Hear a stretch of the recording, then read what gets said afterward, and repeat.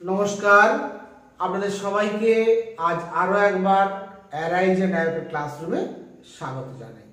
আমি পার্থরাজ মিশ্র, শিক্ষক অমরশ্রী Raghunath high school. আমার স্নেহের ছাত্রছাত্রীরা, আজকের ক্লাসটা আমি নবম শ্রেণীর ছাত্রছাত্রীদের জন্য মূলত উপস্থাপন করব। আজকের ক্লাসে আমরা কি আলোচনা করব? আজকের ক্লাসটি ক্লাস 9-এর প্রাকৃতিক ভূগোল অংশের অক্ষাংশ দ্রাঘিমাংশ চ্যাপ্টারের অর্থাৎ ভূপৃষ্ঠের কোন স্থানের অবস্থান নির্ণয় চ্যাপ্টারের একটা দারুণ ইন্টারেস্টিং সাবজেক্ট, দারুণ ইন্টারেস্টিং কন্টেন্ট। সেটা কি? আন্তর্জাতিক তারিখ রেখা। ইংরেজিতে আমরা বলি ইন্টারন্যাশনাল ডেট লাইন। এই আন্তর্জাতিক তারিখ রেখা সম্পর্কে আজকের ক্লাসে আলোচনা করব। আমার স্নেহের ছাত্রছাত্রীরা, আমি আশা করব তোমরা যদি পুরো ভিডিওটা মন দিয়ে দেখো তাহলে কিন্তু এই বিষয়টা তোমাদের আর বুঝতে অসুবিধে হবে না। ক্লাসের শুরুতেই সকলের কাছে বিনম্রভাবে অনুরোধ জানাবো, এখনো যারা আমার চ্যানেলটি সাবস্ক্রাইব করেননি দয়া করে চ্যানেলটি সাবস্ক্রাইব করে নেবেন এবং অবশ্যই বেল আইকনটি ক্লিক করে অল নোটিফিকেশনটি অন করে নেবেন। কারণ আপনারা জানেন আমি যখনই ইউটিউবে ক্লাস করব বা আপলোড করব, আপনারা যদি অল নোটিফিকেশনটা অন করা থাকে আপনি কিন্তু নোটিফিকেশন পেয়ে যাবেন। এবং আপনারা এটাও জানেন আমি যেহেতু ধারাবাহিকভাবে ক্লাস 9, 10, 11, 12 এর জিওগ্রাফি সাবজেক্টের উপরে ক্লাস করছি, তাহলে কিন্তু 9, 10 এর ছেলেমেয়েরা ছাড়াও যারা প্রতিযোগিতামূলক পরীক্ষার জন্য প্রস্তুতি নিচ্ছেন যে সমস্ত ছাত্রছাত্রীরা, তারাও কিন্তু উপকৃত হবেন। তাই সকলকে বিনম্রভাবে চ্যানেলটি সাবস্ক্রাইব করার জন্য বিনম্র অনুরোধ জানাচ্ছি। তাহলে মূল আলোচনায় চলে আসি। মূল আলোচনাটা শুরু করার আগে আরেকটি অত্যন্ত গুরুত্বপূর্ণ কথা তোমাদেরকে বলে রাখতে চাই সকলের অবগতির জন্য।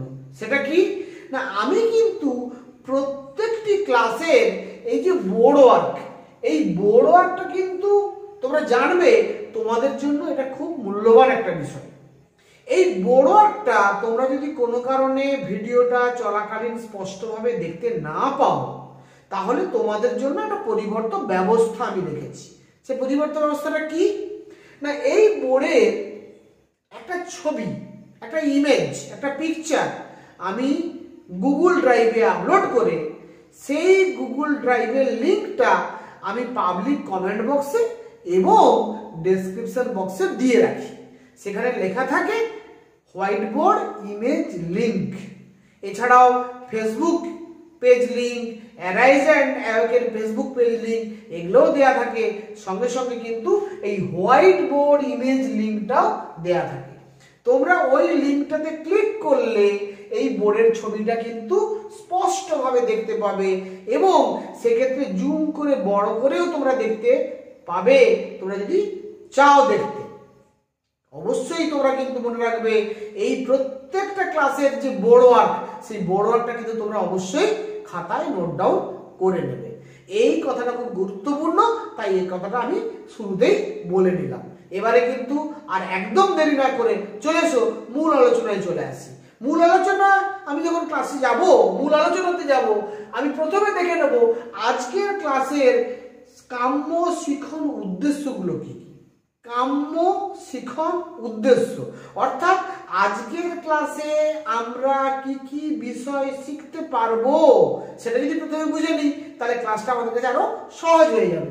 প্রথম বিষয় যেটা জানবো, আন্তর্জাতিক তারিখ রেখা বা ইংরেজিতে আমরা বলি ইন্টারন্যাশনাল ডেট লাইন।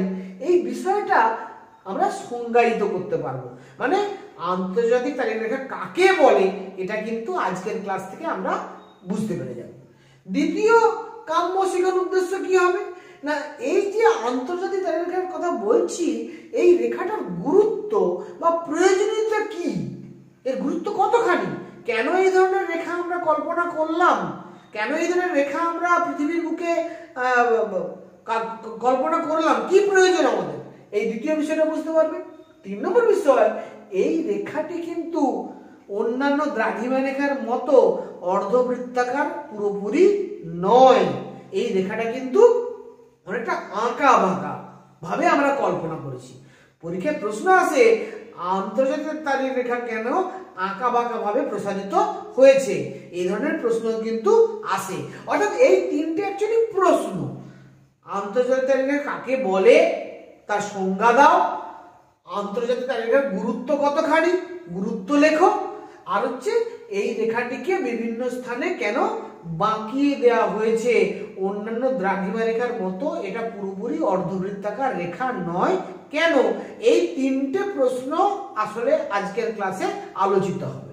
তাহলে বুঝে নিয়েছো প্রশ্নগুলো, এবারে উত্তরে চলে আসি। প্রথম প্রশ্নের উত্তর, আন্তর্জাতিক তারিখ রেখা কাকে বলে। দেখো আমি কিন্তু বোর্ডে স্পষ্ট করে লিখে দিয়েছি, আন্তর্জাতিক তারিখ রেখা এমন একটি কাল্পনিক দ্রাঘিমা রেখা। তাহলে কি ব্যাপারটা দাঁড়ালো, এটি কিন্তু একটি কাল্পনিক রেখা।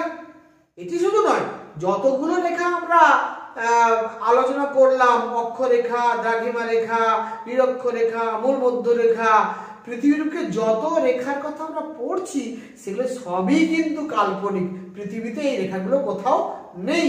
আমরা আমাদের কাজের সুবিধার্থে, আমাদের প্রয়োজনে এই রেখাগুলো কল্পনা করেছি। পৃথিবীর বুকে কোনো স্থানের অবস্থান নির্ণয় করার জন্য নিখুঁতভাবে আমরা অক্ষরেখা এবং দ্রাঘিমা রেখা কল্পনা করেছি। এই আন্তর্জাতিক তারিখ রেখাটি আসলে একটি দ্রাঘিমা রেখা। তাহলে এটি একটি কাল্পনিক রেখা তো বটেই, এটি একটি কি রেখা, দ্রাঘিমা রেখা, যেটি মূল মধ্যরেখার ঠিক বিপরীত দিকে অবস্থিত। কোথায় অবস্থিত এটা, মূল মধ্যরেখার ঠিক বিপরীত দিকে। আমরা জানি মূল মধ্যরেখাটা লন্ডনের গ্রিনিচ শহরের মধ্যে টানা হয়েছে।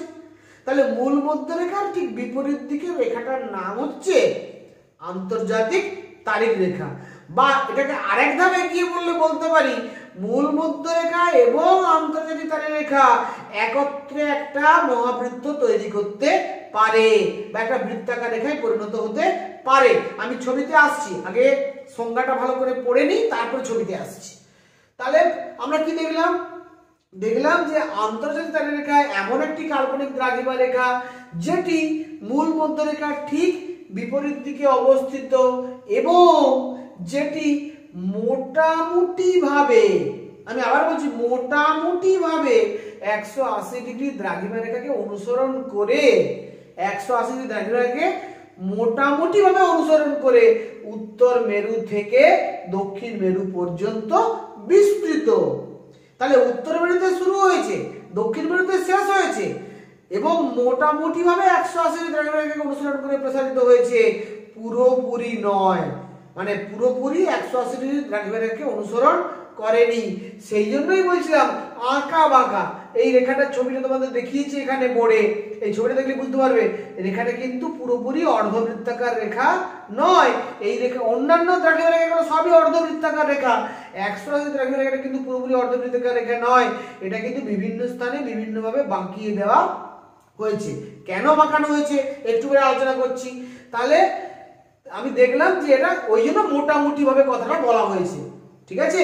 পুরোপুরি সবসময় 180 দ্রাঘিমাকে অনুসরণ করে প্রসারিত হয়নি, কখনো কখনো বাঁকিয়ে দেওয়া হয়েছে, তাই জন্য মোটামুটি ভাবে কথাটা ব্যবহার করতেই হবে। আর কি, এবং যে রেখাটি পূর্ব পশ্চিম গোলার্ধের, পূর্ব গোলার্ধ এবং পশ্চিম গোলার্ধ, আমরা জানি মূল মধ্যরেখা পৃথিবীকে দুটো ভাগে ভাগ করে। মূল মধ্যরেখা পূর্ব দিকটার নাম পূর্ব গোলার্ধ, পশ্চিম দিকটার নাম পশ্চিম গোলার্ধ। পূর্ব ও পশ্চিম গোলার্ধের তারিখ বিভাজনকারী রেখা হিসাবে কাজ করে। তাহলে এই রেখাটা আসলে কি না, একটা তারিখ বিভাজনকারী রেখা হিসাবে এটা কাজ করে। সেই রেখাটিকে আমরা বলবো আন্তর্জাতিক তারিখ রেখা। তাহলে আমি কি বোঝাতে পারলাম সংজ্ঞাটা? সংজ্ঞাটাকে আরেকবার যদি একসঙ্গে পুরোটা পড়ে নিই বোধহয় ব্যাপারটা স্পষ্ট হয়ে যাবে। আমি বলছি তোমরা ভালো করে বোর্ডের দিকে তাকাও।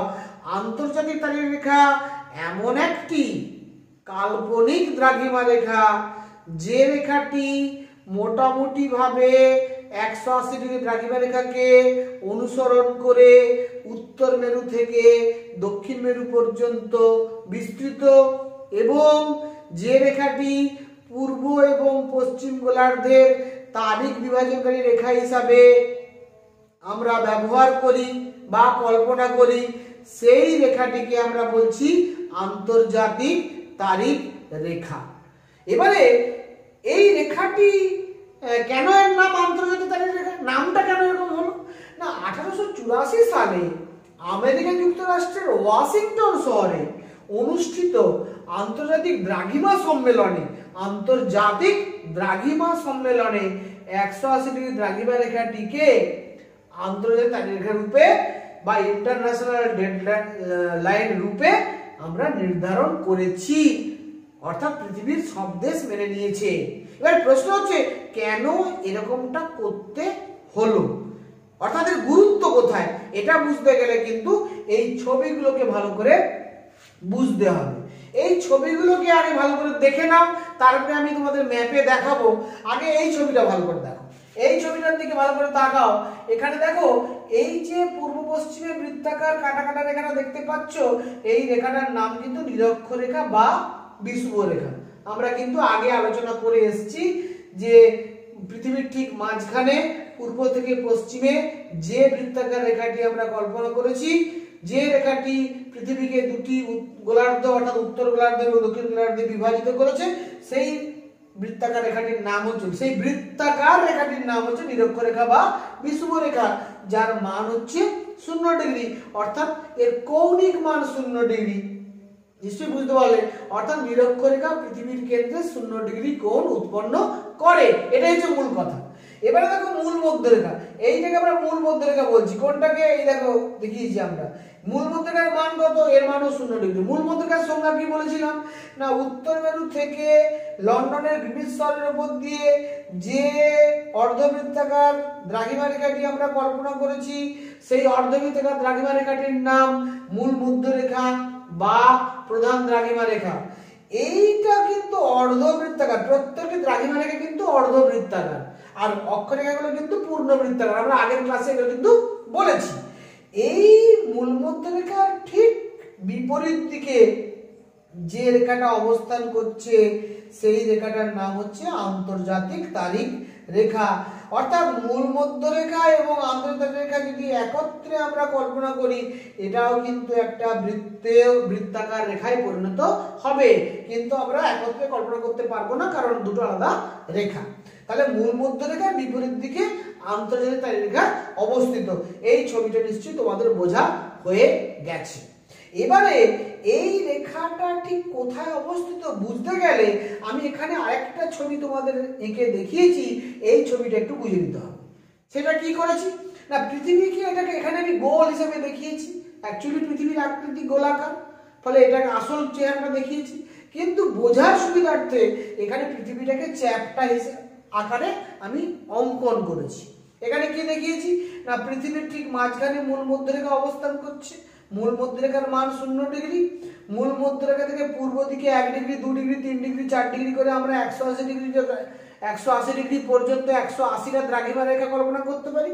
আবার মূল মধ্যরেখা থেকে পশ্চিম দিকেও 1 ডিগ্রি, 2 ডিগ্রি, 3 ডিগ্রি করে পশ্চিম গোলার্ধেও আমরা 180 ডিগ্রি দ্রাঘিমা রেখা টানতে পারি, 180টা দ্রাঘিমা রেখা কল্পনা করতে পারি। কিন্তু একটু ভেবে দেখো, বাস্তবে তো পৃথিবী গোল।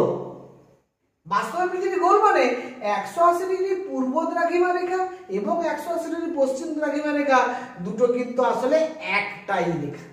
অর্থাৎ যখন আমি এই চ্যাপ্টা ছবিটাকে আমি গোলাকার করে দেব, তখন কি হবে, মূল মধ্যরেখার বিপরীত দিকে 180 দ্রাঘিমা রেখাটা অবস্থান করবে, যেটা আমি এই ছবিতে তোমাদেরকে বুঝিয়ে বলেছিলাম। তাহলে এইটা হচ্ছে বাস্তবে নয়, এটা কিন্তু আমরা চ্যাপ্টা করে বোঝার সুবিধার্থে তোমাদেরকে দেখালাম। তাহলে এটা যদি পৃথিবীর মানচিত্র হয়, এর পৃথিবীর মাঝখান দিয়ে মূল মধ্যরেখা উত্তর থেকে দক্ষিণে বিস্তৃত, মূল মধ্যরেখা থেকে পূর্ব দিকে 180টা দ্রাঘিমা রেখা এবং পশ্চিম দিকে 180টা দ্রাঘিমা রেখা কল্পনা করলাম। এই পূর্ব দিকের দ্রাঘিমা রেখাটার নাম হচ্ছে 180 ডিগ্রি পূর্ব, পশ্চিমের নাম 180 ডিগ্রি পশ্চিম।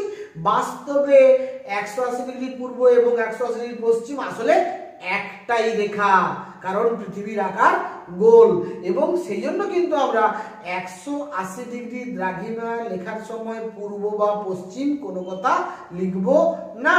ওটা কিন্তু মূল মধ্যরেখা যেমন শুধুমাত্র 0 ডিগ্রি বলি, এটাকে আমরা বলবো শুধুমাত্র 180 ডিগ্রি।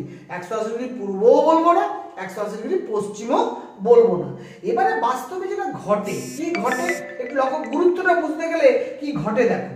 আমি যদি মূল মধ্যরেখা থেকে আজকে ধরো 2 তারিখ 2রা ডিসেম্বর 2020 সকাল 10টায় ধরে নাও একজন ব্যক্তি পূর্ব দিক দিয়ে 180 ডিগ্রি পূর্ব দ্রাঘিমা রেখায় পৌঁছালো, তাহলে তার ঘড়িতে কটা বাজবে না 180 ডিগ্রি পথ অতিক্রম করলে 1 ডিগ্রি দ্রাঘিমার পার্থক্য সময়ের পার্থক্য হয় 4 মিনিট। তাহলে 180 ডিগ্রি দ্রাঘিমার পার্থক্য সময়ের পার্থক্য হবে 180 ডিগ্রি গুণিত 4 মিনিট সমান 720 মিনিট। 720 মিনিট সমান অ্যাকচুয়ালি 12 ঘন্টা। 60 দিয়ে ভাগ করলে পাবো। তাহলে 12 ঘন্টা সময় কিন্তু বাড়বে, সময়টা কিন্তু বেশি হবে। কেন? যত পূর্ব দিকে যাব সময়টা ক্রমশ বাড়বে, কারণ সূর্য পূর্ব দিকে উদিত হয়। ফলে মূল মধ্যরেখা থেকে যে ব্যক্তি পূর্ব দিকে যাবে সেই ব্যক্তির কিন্তু ঘড়িতে আমরা কিন্তু সময় বাড়তে দেখব। অর্থাৎ যে ভদ্রলোক 2 তারিখ 2রা ডিসেম্বর 2020 সালের 2রা ডিসেম্বর সকাল 10টায় মূল মধ্যরেখা থেকে পূর্ব দিক দিয়ে যাওয়া শুরু করেছেন আন্তর্জাতিক তালিকা অর্থাৎ 180 ডিগ্রি দ্রাঘিমা রেখার উদ্দেশ্যে, তিনি কিন্তু 12 ঘন্টা যখন ওখানে পৌঁছাবেন তখন তার ঘড়িতে আসলে টাইম দাঁড়াবে, স্থানীয় সময় দাঁড়াবে ওই 2 তারিখ 2রা ডিসেম্বর রাত্রি 10টা। সকাল 10টায় বেরোলে 12 ঘন্টা বেশি হলে রাত্রি 10টা বাজবে। আবার ধরে নাও আরেকজন ব্যক্তি তিনি কিন্তু ওই মূল মধ্যরেখা থেকে একই দিনে একই সময়ে অর্থাৎ 2রা ডিসেম্বর 2020 সাল সকাল 10টায় তিনি কিন্তু পশ্চিম দিক দিয়ে যাওয়া শুরু করলেন। পশ্চিম দিক দিয়ে গিয়ে তিনিও 180 দ্রাঘিমা রেখায় পৌঁছালেন। তাহলে কিন্তু পশ্চিম দিকে গেলে কি হবে? সময় কম হবে। সময় কম হবে মানে কতক্ষণ সময় কম হবে? এখানেও 12 ঘন্টা সময় কম হবে। 12 ঘন্টা সময় কম হলে অ্যাকচুয়ালি যখন 180 পশ্চিম দ্রাঘিমা রেখায় ওই ব্যক্তি পৌঁছাবেন তখন কিন্তু তার ঘড়িতে সময় হওয়ার কথা আগের দিন রাত্রি 10টা। তাহলে দেখো যে ব্যক্তি মূল মধ্যরেখা থেকে পশ্চিম দিক দিয়ে গেলেন তার কি হলো 1 তারিখ রাত 10টা, আর যিনি পূর্ব দিক দিয়ে গেলেন তার কি হলো 2 তারিখ রাত 10টা। তাহলে একই জায়গায় আমরা পৌঁছেছি বেসিক্যালি 180 ডিগ্রি পূর্ব দ্রাঘিমা এবং 180 ডিগ্রি পশ্চিম দ্রাঘিমা, দুটো তো বাস্তবে একটাই জায়গা, কারণ পৃথিবীটা গোল। স্বাভাবিকভাবে এখানে লক্ষ্য করে দেখো যে প্রবলেমটা হচ্ছে যিনি পশ্চিম দিকে গেছেন তার ঘড়িতে স্থানীয় সময় হয়েছে 1 তারিখ রাত্রি 10টা, আর যিনি পূর্ব দিক দিয়ে গেছেন তার ঘড়িতে স্থানীয় সময় হয়েছে 2 তারিখ রাত্রি 10টা। মানে পুরো 24 ঘন্টার ডিফারেন্স বা একদিনের ডিফারেন্স। অথচ আমরা একই জায়গায় দাঁড়িয়ে আছি, পৃথিবীর একই জায়গায় আমরা দাঁড়িয়ে আছি, কিন্তু একজনের ঘড়িতে 1 তারিখ রাত্রি 10টা, একজনের ঘড়িতে 2 তারিখ রাত্রি 10টা, অর্থাৎ 24 ঘন্টা সময়ের পার্থক্য। তাহলে ঘটনাটা কি হচ্ছে না এই 180 ডিগ্রি পূর্ব বা পশ্চিম বা শুধুমাত্র 180 ডিগ্রি আমি যাই বলি না কেন, এই দ্রাঘিমা রেখার এইখানটায় এলে কি হয়, একটা মানুষের ওই অঞ্চলে বসবাসকারী যে সমস্ত স্থলভাগ আছে, ওই অঞ্চলে বসবাসকারী যে সমস্ত মানুষ আছে তাদের কিন্তু দিন গণনার, বার গণনার, সময় গণনার একটা অসুবিধে সৃষ্টি হয়। এই অসুবিধাটা দূর করার জন্য 1884 সালে আমেরিকা যুক্তরাষ্ট্রের ওয়াশিংটন শহরে অনুষ্ঠিত আন্তর্জাতিক দ্রাঘিমা সম্মেলনে 180 ডিগ্রি দ্রাঘিমা রেখাটি কে আমরা আন্তর্জাতিক তালিকা রেখা হিসেবে কল্পনা করেছি। কেন করেছি? কি করা হয়েছে ওখানে? ওই শর্ত কি, চুক্তি কি? চুক্তিটা হচ্ছে যে ব্যক্তি পূর্ব গোলার্ধ দিয়ে গিয়ে পূর্ব দিক থেকে পশ্চিম গোলার্ধে যাবে, অর্থাৎ এখান থেকে এখানে যাবে, সেই ব্যক্তি তার ঘড়িতে একদিন সময় কমাবেন, আর যিনি পশ্চিম দিক থেকে পূর্ব দিকে আসবেন তিনি একদিন সময় বাড়াবেন। তাহলে যিনি পশ্চিম দিক থেকে পূর্ব দিকে আসবেন তিনি একদিন সময় বাড়াবেন, আর যিনি পূর্ব দিক থেকে পশ্চিম দিকে যাবেন বা পূর্ব গোলার্ধ থেকে পশ্চিম গোলার্ধে যাবেন তিনি একদিন সময় কমাবেন। তাহলে এখানে ছিল 2 তারিখ রাত্রি 10টা, একদিন কমালে হয়ে যাবে 1 তারিখ রাত্রি 10টা। আবার এখানে ছিল যিনি পশ্চিম দিকে যাবেন তার 1 তারিখ রাত্রি 10টা ছিল, তিনি কিন্তু যখনই পশ্চিম দিক থেকে ক্রস করবেন এই রেখাটা তখন কিন্তু তার একদিন সময় বাড়লে সময়টা অ্যাডজাস্ট হয়ে যাবে। এই কারণে এই ধরনের আন্তর্জাতিক তারিখ রেখার আমাদের কল্পনা করতে হয়েছে। আশা করি আমি তোমাদেরকে বোঝাতে পেরেছি। তাহলে গুরুত্বটা কি আমরা বুঝতে পারলাম। এবারে প্রশ্ন হচ্ছে এই রেখাটিকে কেন আঁকা বাঁকা কল্পনা করা হয়েছে? এই রেখাটা তো আঁকা বাঁকা হওয়ার কথা ছিল না, এই রেখাটা তো একটা অর্ধবৃত্তাকার রেখা হওয়ার কথা ছিল, ঠিক এইরকম হওয়ার কথা ছিল, কিন্তু এরকম নয়, একটু আঁকা বাঁকা এইরকম আছে। কেন আঁকা বাঁকা আছে এটা বুঝতে গেলে কিন্তু আমাদের একটু ম্যাপ দেখতে হবে। আগে ছবিটা দেখে নাও, লক্ষ্য করে দেখো 180 ডিগ্রি দ্রাঘিমা রেখায় শুরু হয়েছে, তারপরে কিন্তু দেখলাম 11 ডিগ্রি পূর্ব দিকে বেঁকেছে, তারপরে আবার 7 ডিগ্রি পশ্চিম দিকে বেঁকেছে, তারপরে আবার 11 ডিগ্রি পূর্ব দিকে বেঁকে দক্ষিণ মেরুতে গিয়ে মিলিত হয়েছে। তাহলে উত্তর মেরুতে শুরু হয়েছে, দক্ষিণ মেরুতে মিলিত হয়েছে, বাট কখনো পূর্ব দিকে 11 ডিগ্রি বেঁকেছে, কখনো পশ্চিম দিকে 7 ডিগ্রি বেঁকেছে, এইভাবে আঁকা বাঁকা হয়ে প্রসারিত হয়েছে। এইখানে ম্যাপে একটু দেখে নাও, ম্যাপে দেখো এইটা হচ্ছে আমার ম্যাপটা, কিন্তু তুমি চ্যাপটা আকারে দেখতে পাচ্ছ, অর্থাৎ এই ছবিটা যেমন চ্যাপটা দিকে দেখাচ্ছি, ম্যাপটা তেমন চ্যাপটা। এই ম্যাপের এখানে লক্ষ্য করে দেখো, এইটা হচ্ছে আমার উত্তর আমেরিকা মহাদেশ, এইটা হচ্ছে আলাস্কা, আর এর উল্টো দিকে ঠিক আছে সাইবেরিয়া। তাহলে সাইবেরিয়ার এই যে হলুদ অংশটা দেখতে পাচ্ছি আমরা, এইটা কিন্তু 180 ডিগ্রি দ্রাঘিমা রেখা। দেখো এইখানে যদি সোজাসুজি নামতো তাহলে কিন্তু সাইবেরিয়ার উপর দিয়ে চলে যেত, যাতে সাইবেরিয়ার উপর দিয়ে না যায় তাই স্থলভাগটাকে এড়ানোর জন্য একে কিন্তু 11 ডিগ্রি পূর্ব দিকে বাঁকিয়ে দেওয়া হয়েছে, যাতে সাইবেরিয়া এবং আলাস্কার মাঝখান দিয়ে যে বেরিং সাগর আছে সেই বেরিং সাগরের উপর দিয়ে কিন্তু আন্তর্জাতিক রেখাটা কল্পনা করা হয়েছে। এইভাবে পূর্ব দিকে 11 ডিগ্রি বাঁচানোর পর আবার পশ্চিম দিকে 7 ডিগ্রি বাঁকানো হয়েছে, কারণ এখানে অ্যালুসিয়ান দ্বীপপুঞ্জ আছে।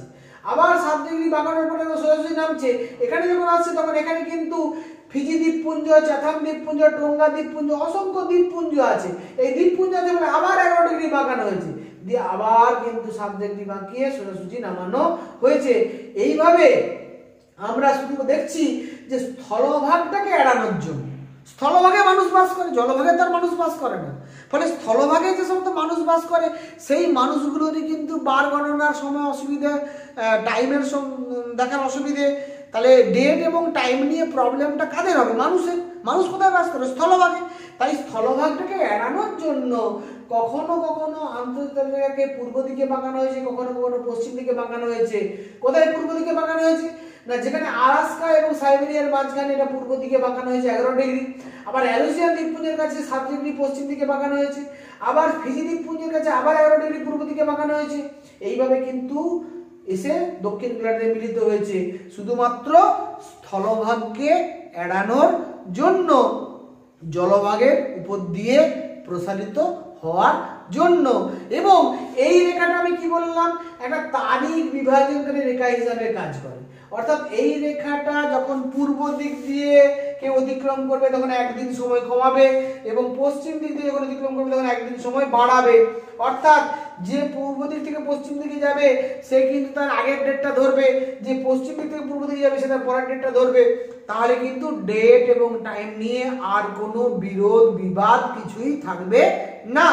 আর স্থলভাগগুলোকে এড়ানোর জন্য মানুষের বার গণনার বা তারিখ গণনার অসুবিধা যাতে না হয় তার জন্য এই রেখাটাকে জলভাগের উপর দিয়ে প্রসারিত করার জন্য এইভাবে আঁকা বাঁকা করতে হয়েছে। তাহলে আমাদের যে মূল 3টে প্রশ্ন ছিল, যে কাকে বলে, ইন্টারন্যাশনাল ডেডলাইনের ডেফিনেশন কি, এর ইম্পর্টেন্স বা গুরুত্ব কতখানি, এবং এটা কেন আঁকা বাঁকা করা হয়েছে, 3টে প্রশ্নের উত্তরই কিন্তু তোমরা পেয়ে গেলে। আমার দৃঢ় বিশ্বাস আমি তোমাদের কিন্তু বোঝাতে সক্ষম হয়েছি।